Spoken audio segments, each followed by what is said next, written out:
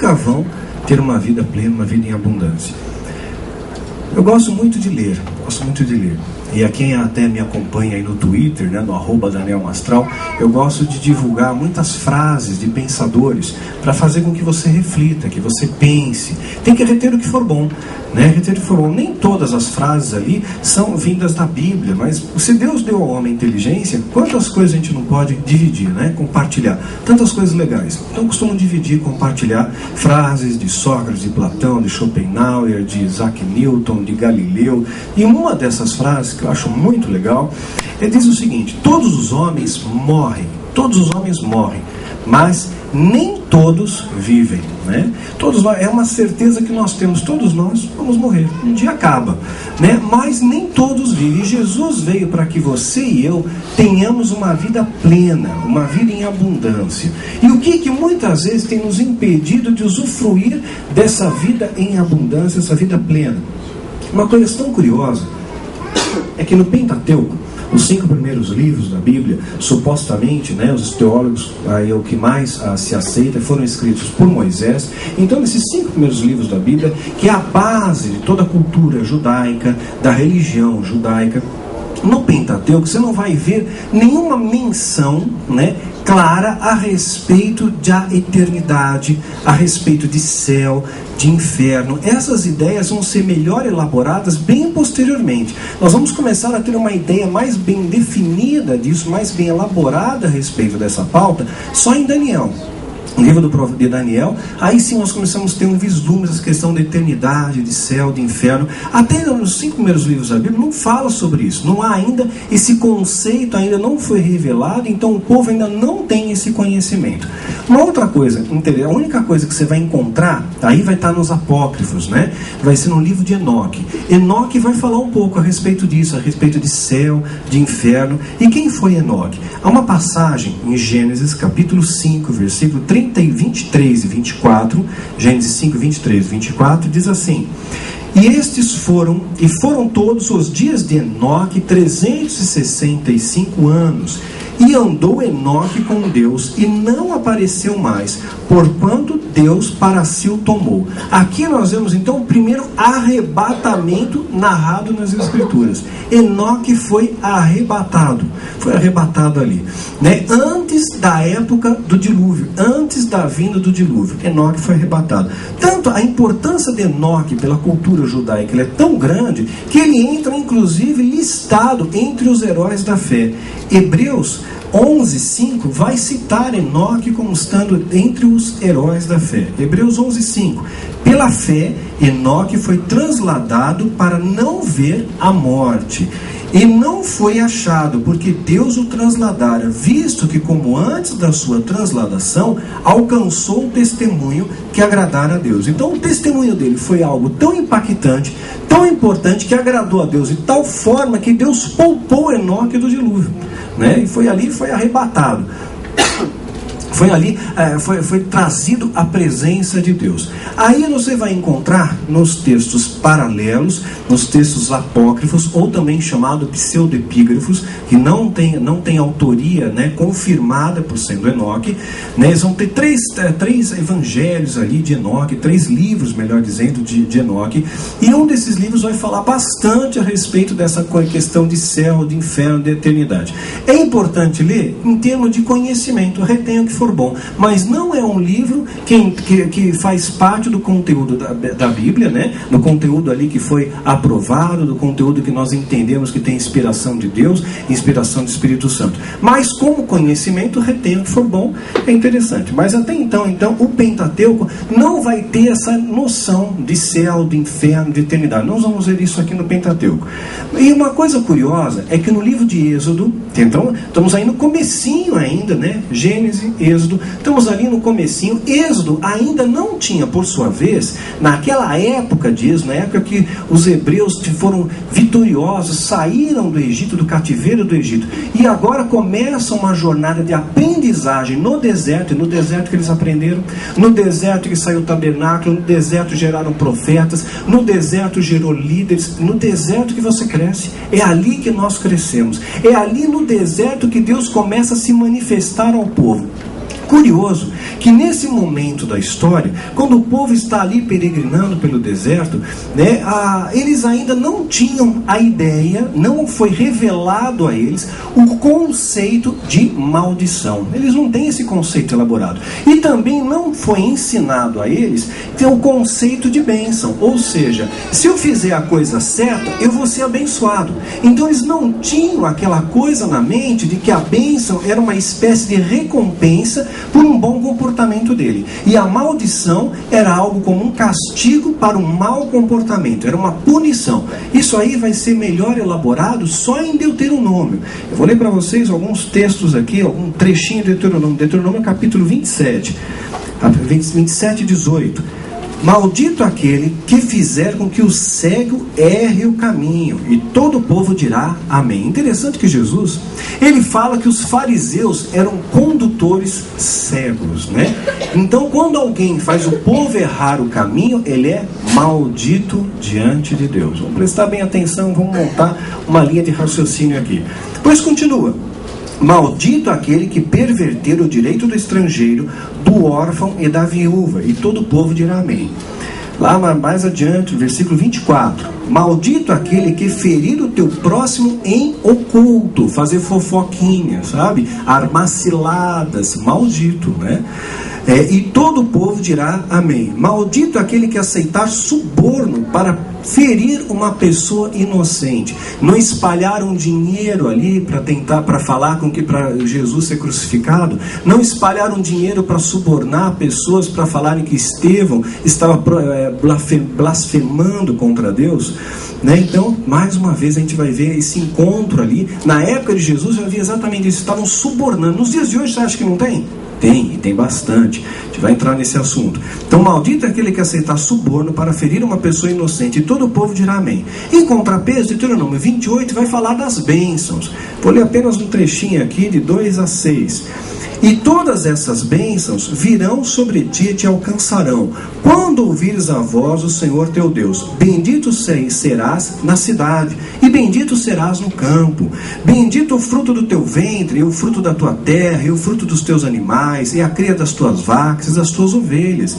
Bendito é o teu cesto e a tua amassadeira. Bendito serás ao entrar, e bendito serás ao sair. Então esse conceito de bênção e maldição foi melhor elaborado posteriormente, lá em Deuteronômio. Na época de Êxodo, eles não tinham esse conceito. Se eu fizer a coisa certa, aí eu vou ser abençoado, eu vou ter uma recompensa. E se eu fizer alguma coisa errada, eu vou ser amaldiçoado, vou ser castigado. E eles também não tinham, estava formulado ainda para eles a questão de céu, de inferno, de eternidade, lago de fogo, enxofre. Não tinha nada disso. No entanto, olha o que esse povo é capaz de fazer. Quando Moisés levanta ofertas para a construção do tabernáculo, sobejou de tal maneira que Moisés tem que proibir a oferta. Isso é surreal, eu acho muito legal essa parte. Êxodo 36, versículo 5. E falaram a Moisés dizendo: o povo traz muito mais do que basta ao serviço da obra do que o Senhor ordenou que fizesse. Então mandou Moisés que proclamassem por todo o arraial, dizendo: nenhum homem, nem mulher faça mais obra alguma para oferta alçada do santuário. Assim o povo foi proibido de trazer mais, porque tinha o material bastante para toda a obra que havia de fazer, e ainda sobejava. Então, nesse momento da história, embora eles não tivessem nem o peso da maldição, não havia ameaça da maldição. Isso eu não fizer, se eu não entregar aqui, eu vou ser amaldiçoado. E também não havia aquele arquétipo da recompensa pela bênção. Ah, se eu fizer certo, eu vou ser abençoado, vou fazer um negócio com Deus aqui, eu vou semear e vou colher. Olha só, não tinha nada disso. O que motivou o povo a ofertar de forma sobrenatural que sobejou? Amor e gratidão.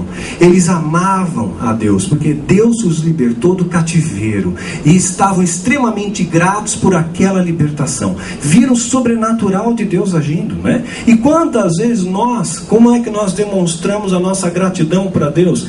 Quando sobra. Se sobrar tempo, eu vou na igreja, né? Se eu não tiver com muito sono, eu vou até naquela vigília, mas só se não tiver muito sono.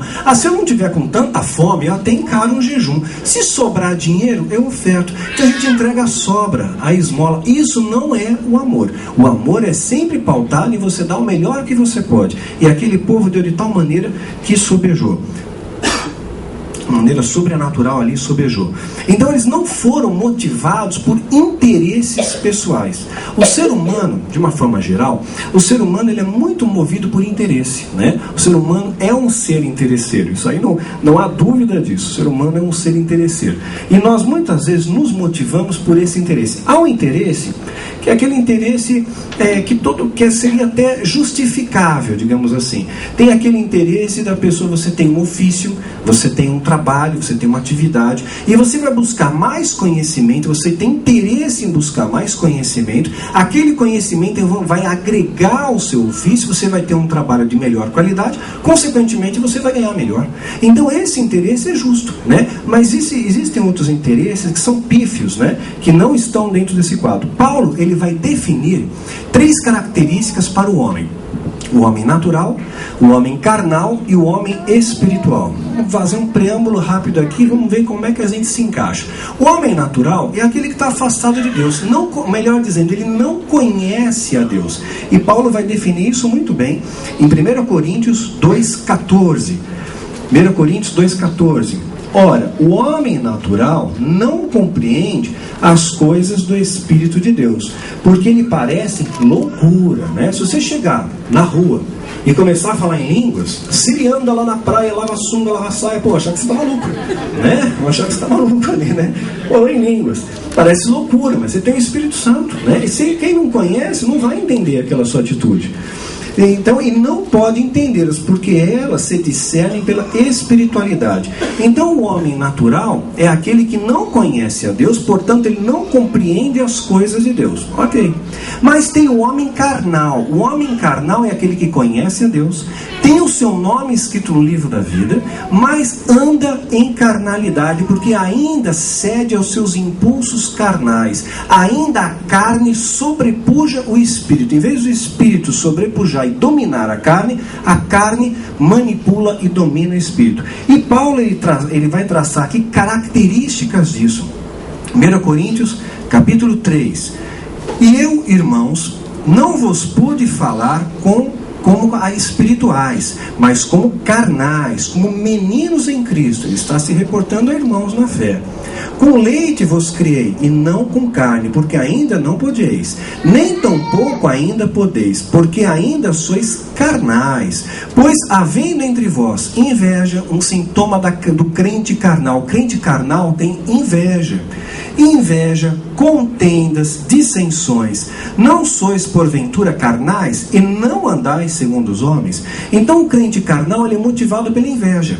E nós vamos ver isso aqui na Bíblia. A gente vai encontrar isso na Bíblia. Os irmãos de José, eles acreditavam em Deus, eram crentes, acreditavam em Deus, professavam a mesma fé que José, mas entrou no coração deles inveja. Eles invejaram José, crente carnal, né? Caim invejou a Abel, crente carnal. Eliabe, o irmão mais velho de Davi, olha para Davi, que era um homem segundo o coração de Deus, e diz: olha, bem conheço a tua presunção e a maldade do seu coração. Fez isso por quê? Por inveja. Essa inveja acaba ali pontuando.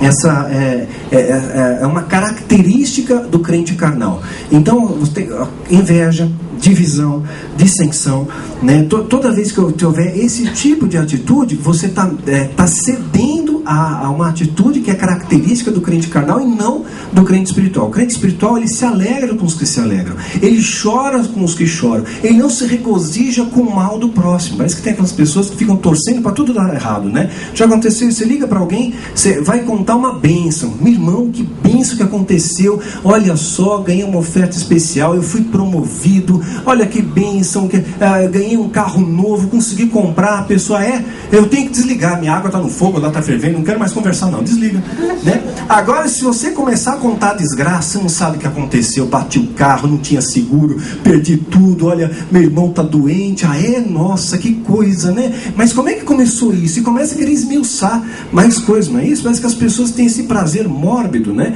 Em sempre querer saber a desgraça.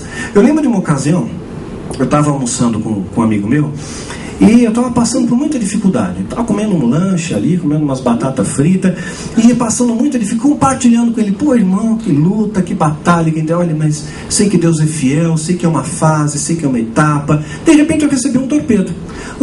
Uma pessoa mandou um torpedo para mim e falou: Daniel, olha, Deus tocou no meu coração, uma pessoa que me conhece, né? Faz parte do meu ciclo estreito de amizade. Tocou no meu coração, mandei uma oferta para você, tem R$500 na sua conta. Aí eu mostrei o torpedo pro rapaz, como uma prova de fé. Falei: olha só que bênção, olha, Deus mandou uma provisão, que bênção. Que coisa, tô com pressa, eu não quero mais nem conversar mais com você. Saiu de bico, como se eu tivesse ofendido. Foi tão ofensivo aquilo, né? Acabou fazendo uma ofensa. Quantas vezes nós somos motivados por interesse? Eu lembro quando me converti, gente, eu fui muito enganado, muito enganado. Eu lembro qual era o escopo. Quando a gente ministrava os seminários, como é que era feito isso antes? Eu não tinha ideia de como preparar um seminário. Então, como que era feito? O pastor me convidava, a gente ministrava o seminário, e o pastor dizia assim: Daniel, eu vou te dar uma oferta, né? Então, ok, aceitei aquilo. Aí eu comecei a perceber onde está o seu coração, ali está o seu tesouro. O que acontecia?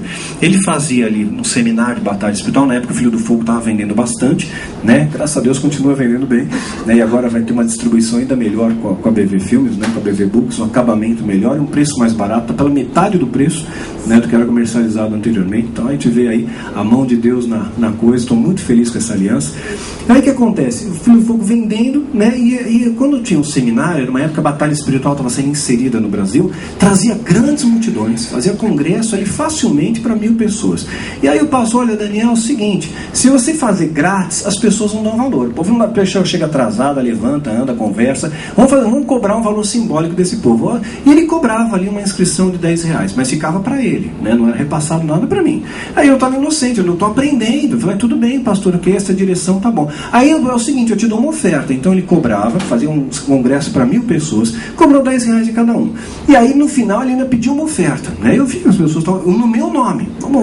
Para o Daniel. Chegava no final, eu entrava na sala e estava ali com dinheiro, ele pegava uma nota de 50, assim: Daniel, oferta que eu te prometi, estou te dando aí. Foi pedido em meu nome, roubava. Fizeram isso muitas e muitas e muitas vezes. Muitas vezes eu fui roubado, muitas vezes eu fui enganado. Muitas pessoas que me acompanhavam mais de perto, estavam mais próximas de mim, sabiam da minha história, mas que eram líderes, né?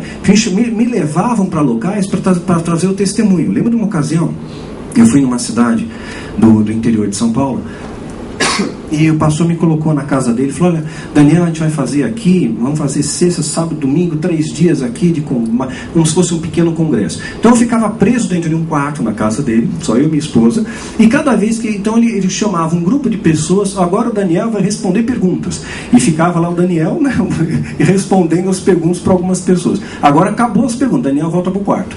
Aí mais tarde, agora tem o jantar com os pastores, Daniel volta para cá, jantar com os pastores. Agora acabou o jantar, volta para o quarto. E ficou assim, do quarto para a sala, tal, respondendo. E umas perguntas, as pessoas dizem, é interpretação de texto. A gente citou, por exemplo, no Filho do Fogo, que algumas igrejas foram destruídas ali. Que Satanás, através de investidas, destruiu ministérios. E as pessoas entenderam aquilo literalmente. Mas como assim destruiu? Passaram com um trator na igreja, demoliram, né? Pensou que veio uma escavadeira lá, mas aquilo não aconteceu. Então, quanta exploração. Lembra de uma ocasião, eu fui ministrar um seminário em Gramado. Gramado é uma cidade muito bonita, né? Eu lembro que eu estava num parque, junto o pastor me levou para conhecer um parque muito bonito, ele chama Parque da Ferradura, e você vê um rio em formato de ferradura no alto de um mirante. E eu falei: que coisa linda, olha só como Deus fez todas essas coisas, coisa maravilhosa. O pastor olha para mim: ô Daniel, diz uma coisa, mas você viu o olho do capeta? Como é que é o olho do capeta? Ele é mau? Eu falei: não, ele é bom.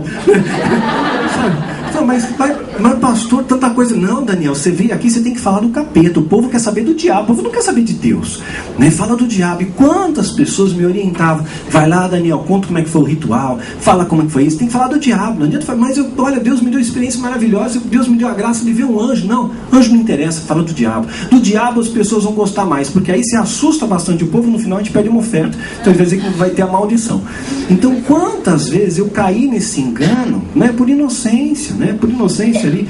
Quantas vezes ali já chegaram para mim e falaram. Houve uma época que falaram, uma época o Brasil tinha um mover, começou um tempo atrás e tinha o seguinte projeto: 12 apóstolos seriam levantados no Brasil e através desses 12 apóstolos o Brasil seria restaurado. Eram 12, né? No começo eram 12. Hoje perdi a conta já, passou o número, né? Tem bastante, né? Então na época de Jesus eram poucos também, mas hoje tem tanto. Aí falaram para mim: Daniel, você tem que ser apóstolo, Daniel. Eu falei: não sinto paz nisso, não tá legal, porque a ideia passada para mim foi que aquele título remeteria a um poder e um prestígio maior. Eu falei: eu não quero poder, não quero prestígio, porque a glória é dele, a glória é de Jesus, né? A única estrela que tem que brilhar no nosso meio. Então você não é dos nossos, me afastaram. E aí fizeram outras propostas para mim: Daniel, olha, vou ter um congresso aqui, nós vamos falar de prosperidade, você tem que concordar com a gente, você fala na mesma linha que a gente. Não vou falar, então a gente não vai mais te chamar. E assim começou, eu fui dizendo muitos nãos. Teve outras coisas, fui lembrando aqui, fui anotando. Você tem que dizer, Daniel, que a maldição é uma coisa muito difícil de ser quebrada. Ela tem ritos complexos. Se você simplificar isso e falar que Jesus levou a maldição na cruz do madeiro, que a palavra tem poder, que a oração tem poder, olha, não. Vamos trazer complexidade. Essa indústria do medo dá mais dinheiro. Falaram isso para mim, propuseram, queriam dizer para mim o discurso que eu tinha que proferir nos congressos, né, nos seminários e tudo mais. Outras coisas que falaram: você tem que apoiar o político tal, Daniel, você tem que apoiar fulano, porque se fulano ganhar, olha, a gente vai ter uma oferta de ciclano, Beltrano vai estar amarrado, a gente vai puxar não sei quem. Eu não quero me envolver com política. Então a gente não quer mais saber de você nisso. Uma outra fizeram: Daniel, você tem que estar junto com a gente, nós vamos fazer um ato profético, o Brasil vai ser restaurado, a sua presença é muito importante junto com a gente, esteja junto. Eu falei: eu não sinto paz nisso, né? Deus não falou no meu coração. Jesus não foi um libertador político, libertou vidas. E como eu disse, muitos nãos. O que aconteceu? Quando reuniu um conselho, o que esse conselho fez com Jesus? Mandou Jesus para a cruz. O conselho se reúne para falar: o que vão fazer com Estevão? Vão matar Estevão. Esse conselho dos nossos dias também se reuniu: vão banir o Daniel. Banir o Daniel. E graças a Deus por isso, viu? Graças a Deus por isso, que tem uma máfia por aí, né? Uma máfia que engana. Eu lembro de uma ocasião, isso está até na internet, fizeram um pacto profético, isso eu bati contra muitas vezes, quiseram que fizesse parte desse negócio. Um ato profético no centro do Brasil, um centro geodésico do Brasil, Palmas, Tocantins, várias pessoas ali, atos proféticos, derrama óleo, e você ainda alguém liga, vamos ter que ligar, tem que ligar, né? Só que aí, o que aconteceu? Qual foi o desdobramento disso? Qual foi o resultado prático disso? Não aconteceu nada. Quantos atos proféticos, nada contra o ato profético, tem base bíblica, né? Mas hoje nós estamos vendo uma banalização de ato profético que não leva nada a lugar algum. Nada a lugar algum. Teve uma ocasião, eu até postei isso no Twitter, as pessoas acharam que era brincadeira, né? Eu falei: imagina, isso não existe, né? Teve uma pessoa que fez um ato profético, entrou na batalha, e ela foi lá no Everest fazer batalha espiritual, fazendo um ato profético no Everest, né? Pico mais alto do mundo, mais 8 metros acima do nível do mar. E de repente a batalha continua, a pessoa foi transladada para o Himalaia e continua a batalha lá, né? Continua aquela batalha profetizando. O que mudou? Não mudou nada, continua tudo a mesma coisa. Tem gente saindo do Brasil e vai até a China fazer ato profético, o demônio da China não vir para o Brasil, né? E vai fazer um ato profético até lá. E quanta coisa bizarra está acontecendo. Agora, se eu falo que eu vi um anjo, Deus me deu a graça e vi um anjo. Daniel, você viu o anjo mesmo? Você entrevistou o anjo? Você conversou com o anjo? Tem foto do anjo? Tem filmagem? Tem testemunha? Tem um relato?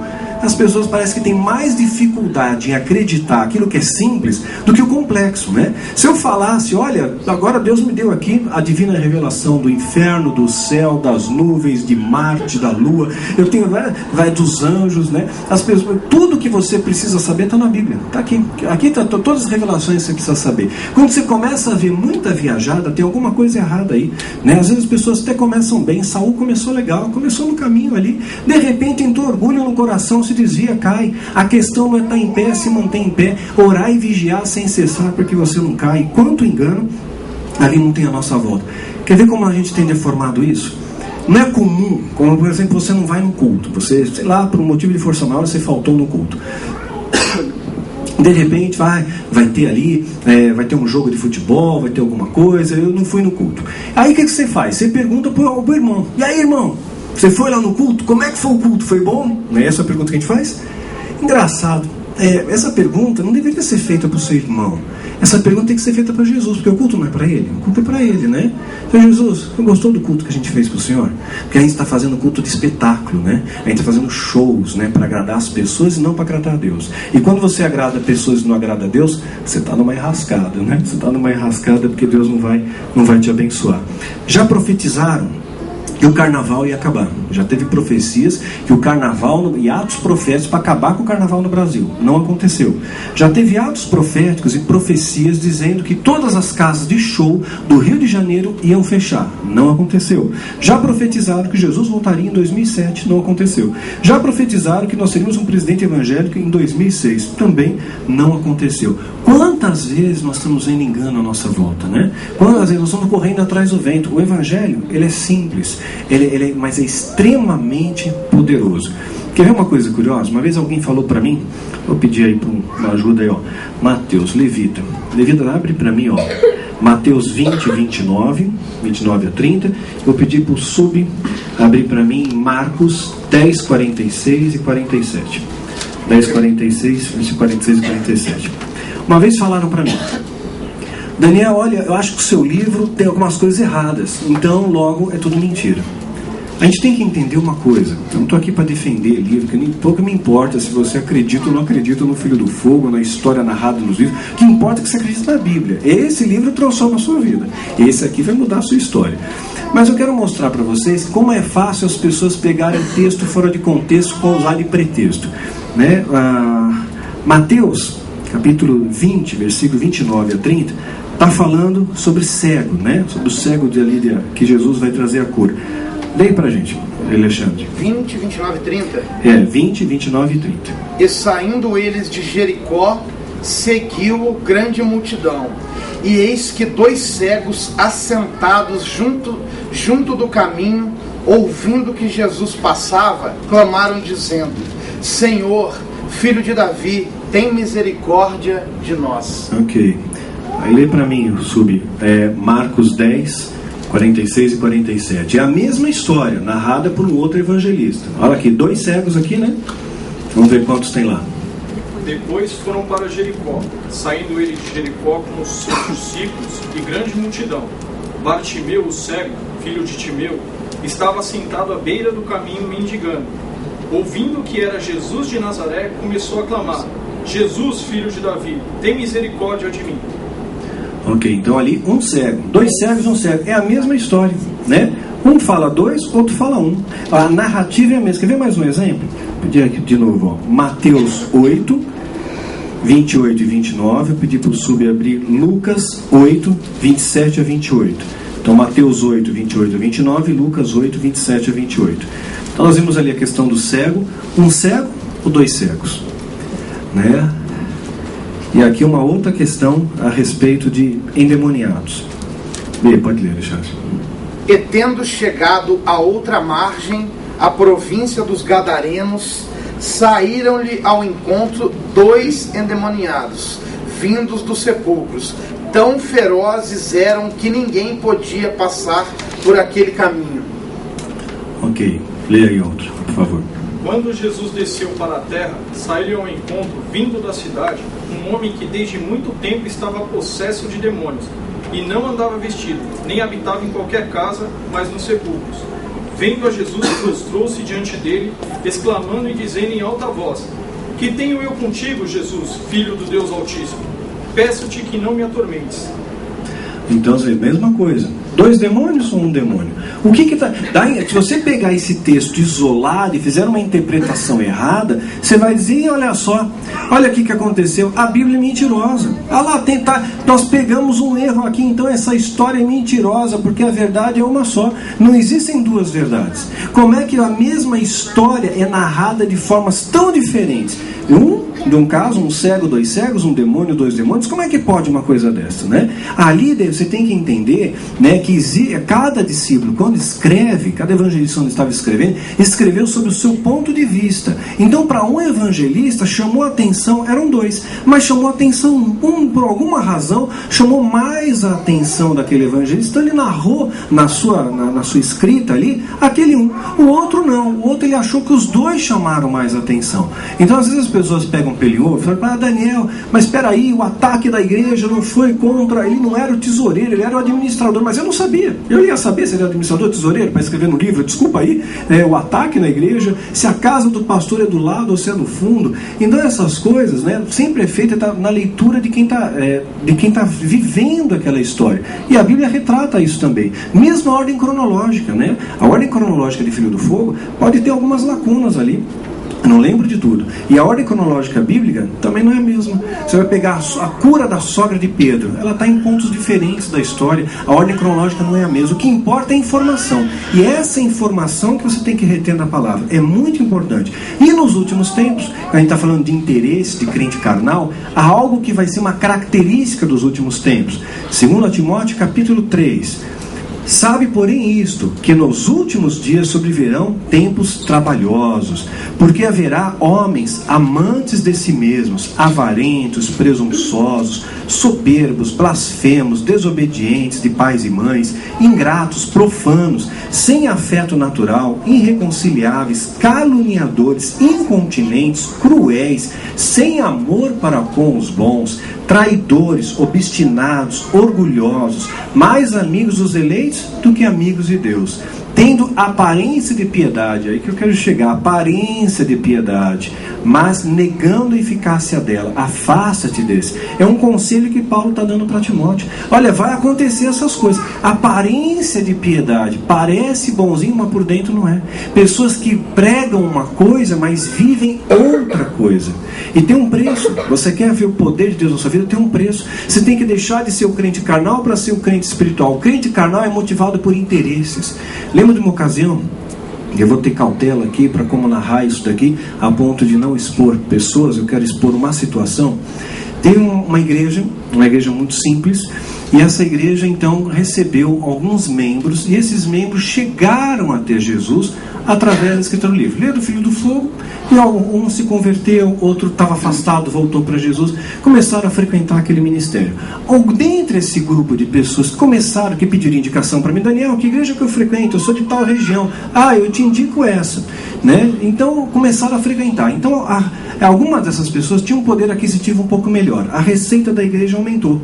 Aí esse líder, esse pastor, ele falou, Daniel, eu sinto de Deus, nós como igreja, nós queremos abençoar o seu ministério, todo mês nós vamos mandar uma oferta para o seu ministério.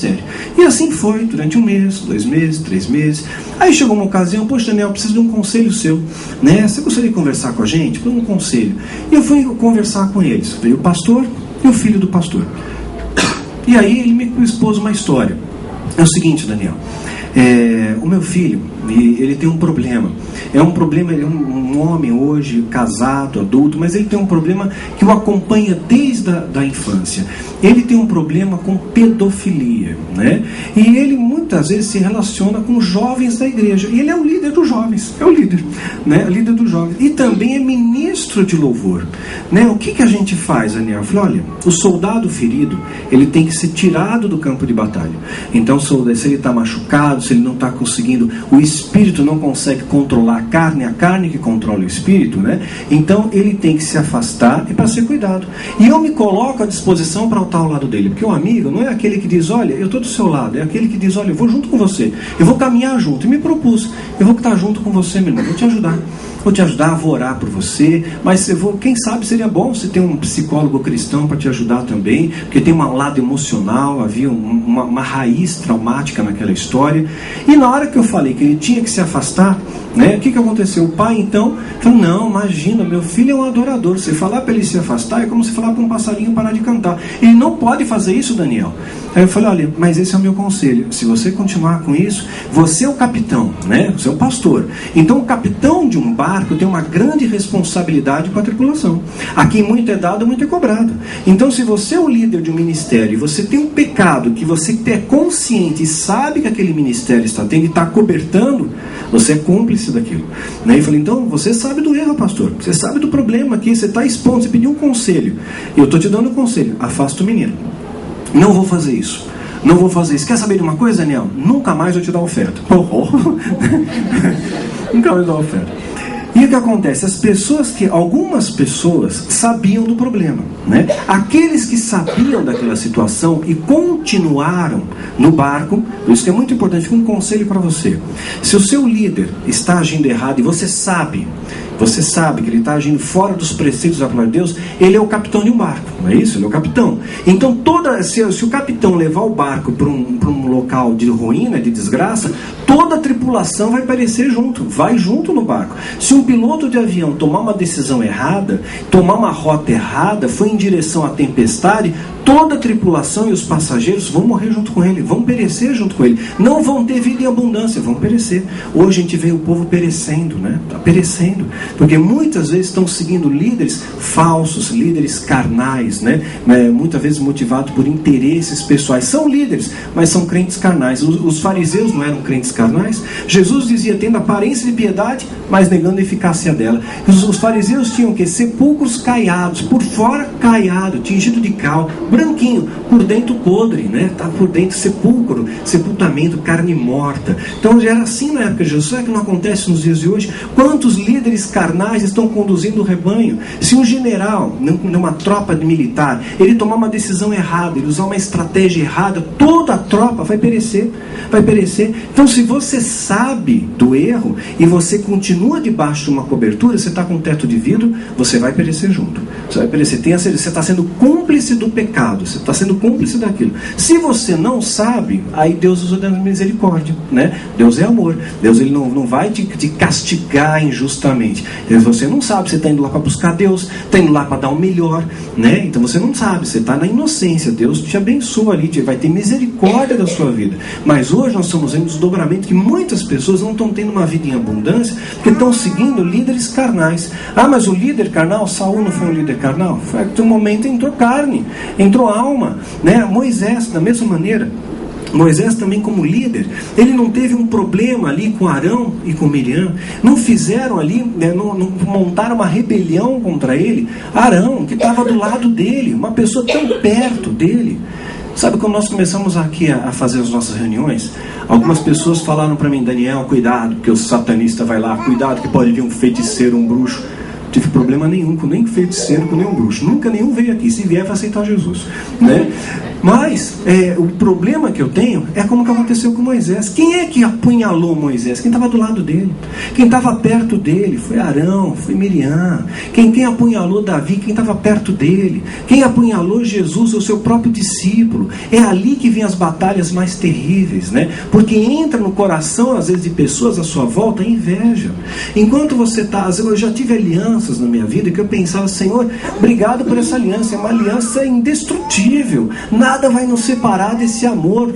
Mas quando de repente você deixa de dar lucro, quando você deixa de afagar o ego, quando você deixa de proporcionar alguma coisa, acabou a aliança. Acabou a aliança. Então você sabe quem está do seu lado de verdade, é aquela amizade verdadeira, é aquele que suporta o seu sucesso. Quando alguém está do seu lado e você tem sucesso, a pessoa, parabéns, estou feliz com o seu sucesso, estou contente que você cresceu, estou feliz com a sua promoção, eu celebro junto com você a compra da sua casa. Teve um casal que uma vez veio aqui e falou, Daniel, a gente está quase fechando um negócio para comprar uma casa, mas não contamos para ninguém, nem para os parentes, né? Porque senão vai todo mundo gorar, né? Então já sabe, já está dentro daquele conceito, né? Então daquele medo que as pessoas vão invejar.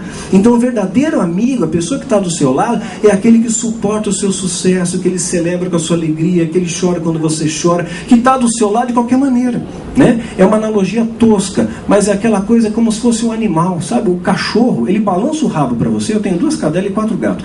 Você tem a ração para dar, o que não tem, ele está feliz, né? Quer você tenha uma roupa quentinha para dar para ele ou não, ele está sempre ali feliz, está sempre ali do seu lado. O verdadeiro amigo, né, entre aspas, ele tem esse coração puro, né, que o animal tem. Muitas vezes tem de estar junto ao seu lado, de não ter esse interesse. Todas as vezes que você se movimenta, se mobiliza por interesse, aí você está sendo um crente carnal, não está sendo um crente espiritual. É melhor obedecer a Deus, né? Sempre é melhor obedecer a Deus do que obedecer aos homens. Levítico vai nos contar mais uma história aqui interessante, uma outra questão de carnalidade que entra em nosso coração. Levítico capítulo 10. E os filhos de Arão, Nadab e Abiú, tomaram cada um o seu incensário e puseram neles fogo e colocaram incenso sobre ele e ofereceram fogo estranho perante a face do Senhor, o que ele não lhes ordenara. Então saiu fogo de diante do Senhor e consumiu, e morreram perante o Senhor. Nadab e Abiú. O que Nadab e Abiú fizeram? Eles eram sacerdotes, mas eles estavam submissos a Arão. Submissos. Então eles tinham e dependiam da ordem de Arão para fazer qualquer coisa. Quando você faz algo da sua própria vontade e você não está sujeito a uma autoridade espiritual, você está cometendo um grave erro. Porque o fogo estranho é servir sem ordem, fazer o que Deus não mandou você fazer. Terrível isso. E servir é obedecer à autoridade. Isso é servir. Ser autoridade. É claro que a autoridade suprema é Deus, agrade a Deus. Eu conversei com um rapaz e ele retratou para mim uma situação que realmente acontece muito à nossa volta. Está acontecendo nos nossos dias. Hoje nós estamos nessa época do UFC, do MMA, né? Porrada, sangue. Estamos voltando à época dos gladiadores. Tudo bem, é o esporte e tal, né? Mas estamos trazendo isso para as igrejas. Tem igreja que perto do altar tem o octógono, né? Você sabe disso. Estamos aqui para evangelizar as vidas. Evangelizar. Vem lá, faz o octógono e põe o pessoal para trocar soco. Aí você derrama sangue no altar. No sangue no altar. Quer dizer, Jesus que veio para curar os enfermos, né? Para libertar os cativos, o pessoal vai para a igreja e toma pancada. Então uma coisa é diferente. Você quer usar como mecanismo de evangelização, o esporte é um excelente mecanismo de evangelização. Mas eu sou a favor, minha posição, tá? Minha posição pessoal. Não vou nem entrar em conflito doutrinário com ninguém. Mas minha posição pessoal. É válido, é válido. Tem ministérios que usam taekwondo, usa capoeira, usa o pugilismo como meio de evangelização, mas você nunca vai formar lutadores ali. Você pode ensinar um método de treino. Então, vou fazer um treino de pugilismo. Você bate no saco de pancada, você pula corda, você faz sombra no espelho, mas você não põe ninguém em luta, em confronto, porque eles não estão preparados para lutar. Quem luta lá no UFC é profissional. Ele faz isso 10 horas por dia. Ele se prepara, a sua estrutura óssea está preparada, os seus músculos estão preparados, os seus tendões, os seus reflexos. Há um treinamento para ele, até uma alimentação para isso. Agora você ensina meia boca para o pessoal aprender mais ou menos lutar e joga o pessoal que trabalha, que estuda durante a semana, que não está treinando e joga no octógono dentro de uma igreja, vai sair sangue, claro, vão se arrebentar, vão se machucar e começa a entrar muitas vezes aquele orgulho, né? Eu bati, eu venci, e o outro fica com o olho roxo, na semana que vem eu te pego. Então, em vez de ir na igreja para louvar o Senhor, ele está indo para se vingar, pois agora ele vai ver, essa semana eu treinei, né?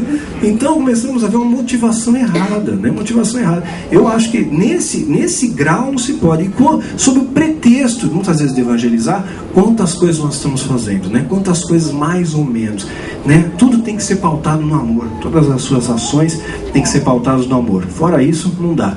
Eu lembro de uma ocasião, isso faz pouco tempo, eu falei para Deus: Senhor, eu estou perdendo referenciais. Nós, você, eu, nós precisamos de referenciais. Paulo chegou a dizer: sejam os meus imitadores como eu sou de Cristo, né? Nós precisamos de referenciais. Muitos dos meus referenciais começaram a cair. E aquilo me colocou em desespero. Eu falei: Senhor, quem? Hoje, o referencial que eu tenho, uma pessoa, carne e osso como eu, como você, que depende do Espírito Santo pela graça de Deus, um referencial para mim é o Paul Washer, né? Paul Washer David é uma pessoa que eu respeito, prega uma palavra pura, simples, verdadeira, não tem loucura, não tem reteté, sabe? É uma pessoa ali, Bíblia, e pronto. Só que Paul Washer não é uma pessoa popular, não é? É meio João Batista do nosso século, não é popular, né? Ele mesmo já falou isso em uma das suas pregações: eu não sou popular, esse é o preço. E ele falou uma vez num congresso para 5 mil jovens. A gente às vezes passa esse videozinho chamado Pregação Chocante, acho que está no YouTube até.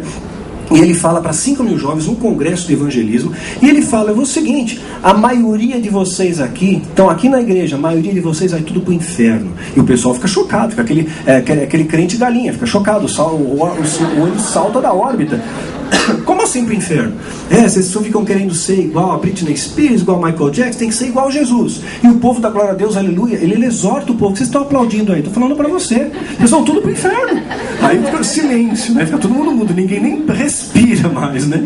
mas é uma exortação positiva, porque chega de oba-oba, chega de festa. Casa do Senhor é um local de adoração a Ele, não de espetáculo para homens, né? Temos que agradar a Deus. A gente está perdendo o foco, e se você perde o foco, se você está no barco errado, você afunda. Se você está num barco cujo capitão está sendo movido por orgulho, por soberba, por inveja, por ganância, por avareza, você vai junto. E quantos não estão perecendo? Hoje as pessoas querem saber das bênçãos do Senhor e não do Senhor das bênçãos. Vai na igreja para querer a bênção. Quantas vezes? Já vi isso. Já vi em menor escala isso aqui, inclusive. A pessoa chega aqui quebrada, chega desempregada, chega machucado, chega ferido, né? Chega com problema, a gente ajuda, a gente investe, a gente abençoa, ajuda até financeiramente. Olha, está aqui o dinheiro do teu ônibus, todo mundo tem para te abençoar. Irmão, nós vamos orar por você, vamos interceder, está faltando comida, olha, está aqui, vamos te ajudar. De repente melhorou um pouquinho, não vai mais. Agora eu não preciso de Deus, agora eu já tenho. Essa busca de Deus tem que ser todos os dias, não só na hora que você precisa, não só na hora do aperto, tem que ser diária, tem que ser um relacionamento de amor e não por interesse. Porque quem é motivado por interesse é o crente carnal. O crente carnal não vê o sobrenatural de Deus, você vai acabar não vendo o sobrenatural de Deus. Inveja. Mateus 27:18 diz assim: porque sabia que por inveja o haviam traído. Inveja, haviam traído Jesus. Aqui está falando que Pôncio Pilatos, ele sabia que por inveja, os fariseus tinham inveja de Jesus. E por inveja tinham traído Jesus. Crentes carnais. Uma das características do crente carnal é a inveja. É a inveja. Quantas vezes a gente não vai ver isso à nossa volta ali? O crente espiritual tem que ser movido pelo Espírito. Não deve ser pautado por coisa ou por interesse. Fazer como os hebreus fizeram em Êxodo. Dá o melhor para Deus. Dá o melhor do seu tempo, da sua vida. Seja guiado pelo Espírito. Há uma manutenção da fé. A sua fé, ela tem que ter uma manutenção. E quando eu perguntei para Deus: Senhor, me dá mais referências. Eu tenho uma referência. Pô, eu acho que para mim é uma referência, né? Uma referência é uma pessoa que eu admiro, que eu procuro me espelhar. Falei, quando eu comecei a clamar: Senhor, eu quero mais referência. Deus me falou algo que eu não esperava ouvir de Deus. A gente escuta coisa, aí você para assim: será que a minha alma está vazando? Né? Será que Deus está falando mesmo? Deus falou muito claro: Daniel, seja você uma referência, né? Siga os meus passos, né? E há uma grande responsabilidade disso, porque aquele que muito é dado, muito é cobrado. Muito é cobrado. Eu sei que hoje, né, com os livros, com o Twitter e os sites, 100 mil acessos mês, a gente acaba tendo uma responsabilidade maior diante de Deus. Porque aquilo que nós falamos tem que servir para edificação e fortalecimento da sua vida, não para escândalo. Tem que escandalizar o inferno, tem que envergonhar o inferno, mas tem que honrar o nome de Deus. Mas muitas vezes nós temos que falar algo que vai chacoalhar as suas estruturas. Nós temos que falar que a verdade é amarga, e essa verdade amarga vai trazer liberdade para a sua vida.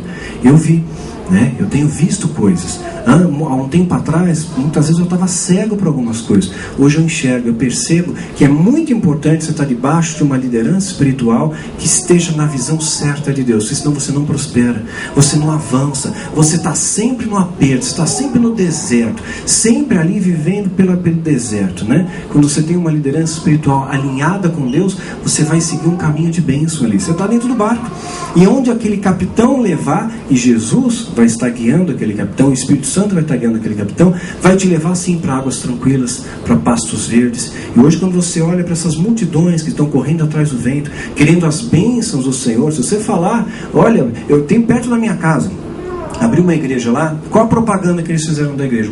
Um cartaz enorme: hoje, grande explosão de bênção. Explosão de bênção. Pô, misericórdia, tá ficando até pejorativo, tá chacota o negócio. Explosão de bênção. Tá, como se fosse, a imagem que me veio na cabeça foi de um vulcão, assim, explodindo, né?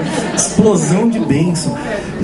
Então, quantas vezes, misericórdia, né? Então, já perdi muitas vezes amigos, já perdi pessoas que eu achava que seriam justas, né?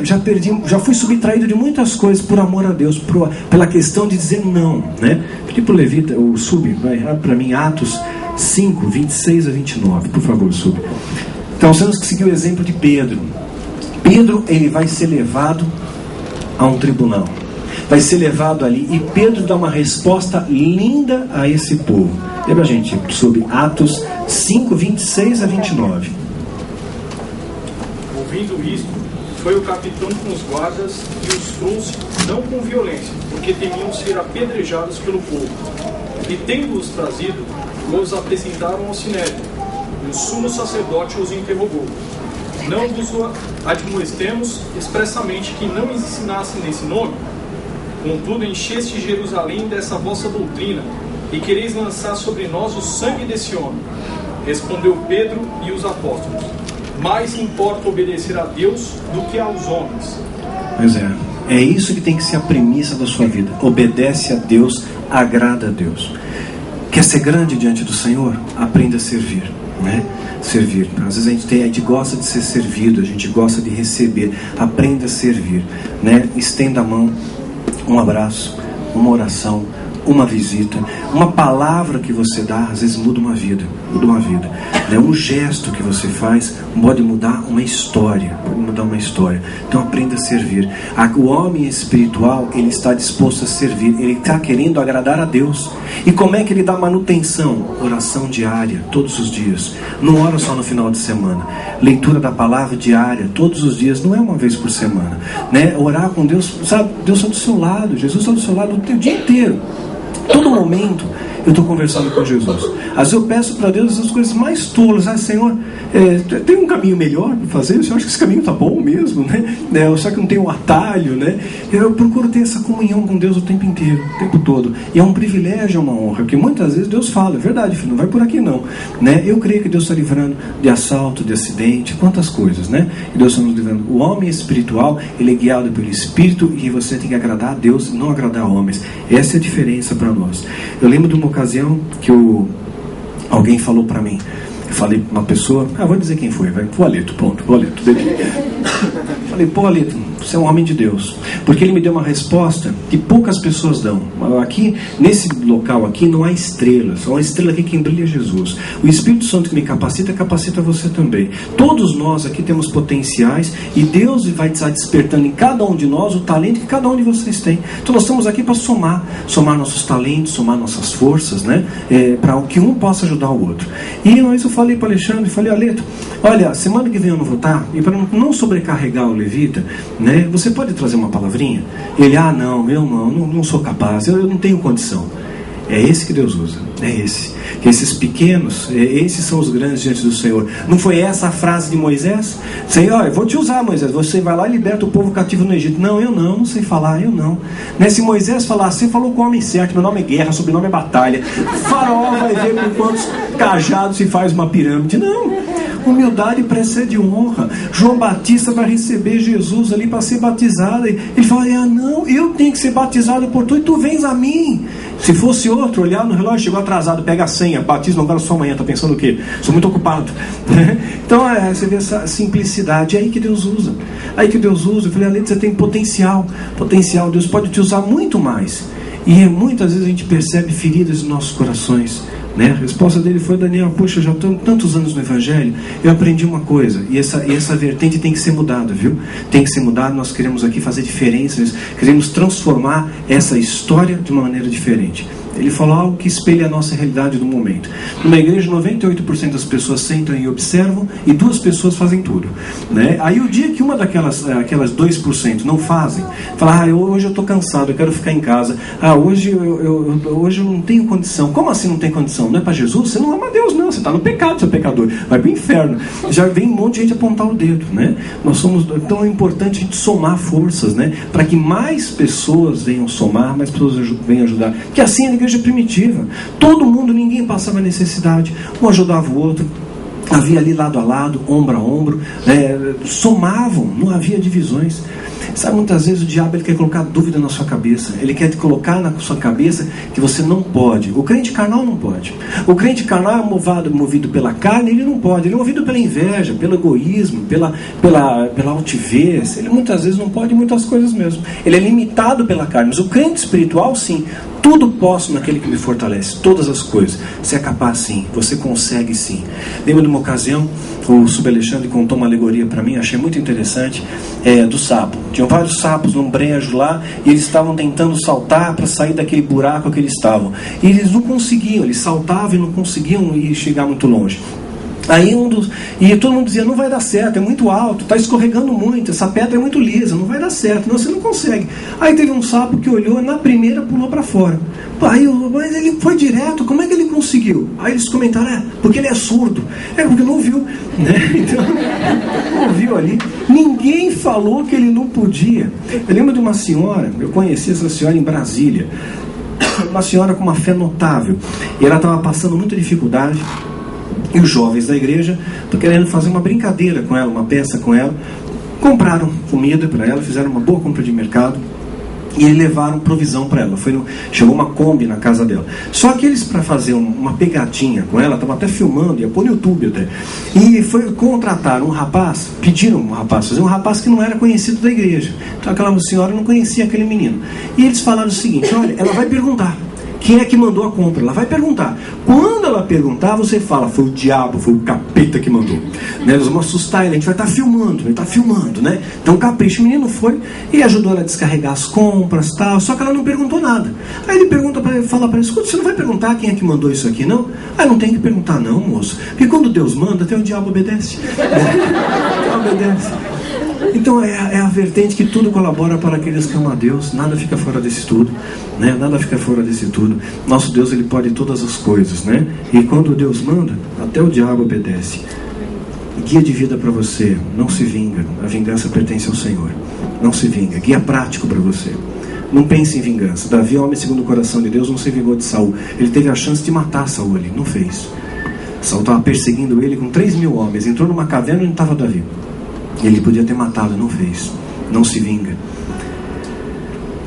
Aceite tudo aquilo que Deus te dá, mesmo que a cruz seja pesada. Senhor, eu não tenho força, mas me ajuda a carregar essa cruz. Aceita as provações, aceita as lutas, porque essa luta vai te fazer mais forte. José precisou passar pela prisão para ser o governador do Egito. Diga não, aprenda a dizer não. É difícil, eu sei. Há momentos que você tem uma relação afetiva com alguém, ou você tem uma gratidão muito grande por alguém que um dia ele estendeu a mão, mas de repente você sabe que aquela pessoa está se afastando. Eu tive que dizer não para muitas pessoas que eu amava. Não quero ser apóstolo. Não vou fazer parte disso. Não posso falar assim. Eu estava dizendo sim para Jesus. Só para Jesus eu tenho que dizer. É a Ele que eu tenho que agradar. Fiz minhas as palavras de Pedro muitas vezes. Estou aqui para agradar a Deus. Perdi muitos amigos, perdi muitas pessoas que caminharam ao meu lado, muitas pessoas que eram referência para mim. E há momentos que você se sente realmente sozinho. Você acha que, olha a sua volta, Senhor, quem sobrou? Quando Jesus estava na cruz, quem estava ali perto dele? Poucas pessoas, né? Mas são aqueles que Deus vai estar sempre colocando ao seu lado. São aqueles que estão do seu lado quando você está na cruz. São aqueles que estão ao seu lado quando você é exaltado. Quer você esteja lá na caverna, você esteja ali recebendo uma coroa. Deus vai sempre trazer pessoas ao seu lado. Pessoas que acreditam em você, pessoas que somam com você, pessoas que vão estar ali para lhe estender a mão. É verdade, queridos. Deus funciona, Deus existe. Uma vez uma pessoa falou isso para mim, Daniel, e eu digo isso com muita humildade para vocês. Daniel, eu só não caí hoje, porque eu tenho visto que até esse momento você tem conseguido estar em pé. Eu oro por você todos os dias. Porque, Daniel, se um dia você cair, a minha vida vai acabar. Eu não vou acreditar em mais nada. Uma responsabilidade grande, né? Já escutei isso algumas vezes. E a minha oração diária a Deus é: Senhor, me mantém em pé, mantém firme, fortalece meus pés na tua rocha, que eu não venha escandalizar o teu evangelho, que eu venha continuar pregando o evangelho puro, verdadeiro, simples, mas extremamente poderoso. Que eu continue, Senhor, tendo a força de dizer não para o pecado, dizer não para conluios, conchavos. Continue, Senhor, dizendo sim para a tua vontade. Eu posso garantir a vocês, queridos, que vale a pena. Vale a pena passar por esse caminho estreito. Vale a pena. Se Jesus tem me ajudado, eu dependo do Espírito Santo como cada um de vocês. Não sou melhor do que ninguém. E se Deus tem me ajudado, pode ajudar você também. Essa camiseta foi um rapaz que fez para mim. Esse menino que está aqui. Um rapaz gentil, talentoso. E eu tenho procurado fazer essas palavras impressas aqui uma verdade na minha vida. Que eu lute pela justiça, pela verdade. Não importa o que aconteça. Há momentos de solidão, há. Todos os profetas foram perseguidos quando falaram a verdade. Se você falar o que o povo quer ouvir, beleza. Você se torna um Deus na terra. Falaram isso para mim. Daniel, você quer poder, quer ser um Deus na terra? Fala isso, isso, isso. Segue esse roteiro. Eu quero ser conhecido lá nos céus. Não importa aqui na terra. Paga um preço. Estou pagando um preço. Um preço muitas vezes de ser banido, de ser olhado com desdém. Conheci um pastor em Araraquara, um grande amigo meu. Ele falou, Daniel, eu acho que você, como João Batista, no nosso século, porque João Batista não era muito bem-vindo nos templos, né? Mas ele pregava no deserto. Pregava no deserto para as vidas que têm sede da verdade. Esse deserto está aumentando. Está nascendo um povo nesse deserto. Como foi